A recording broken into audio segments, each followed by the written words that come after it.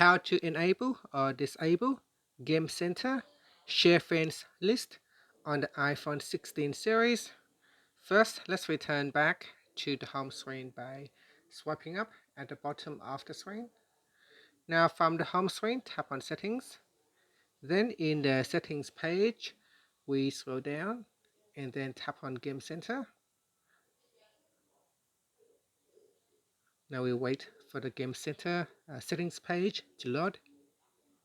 Okay, next tap on Share Friends list, and from here tap on Share Friends list. Tap on the toggle button to turn it off or switch it on. When you turn this on, it will allow apps access to your list of Game Center friends for an improved gameplay experience.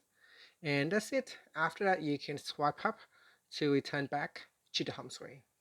Thank you for watching this video. Please like and subscribe to my channel for more videos.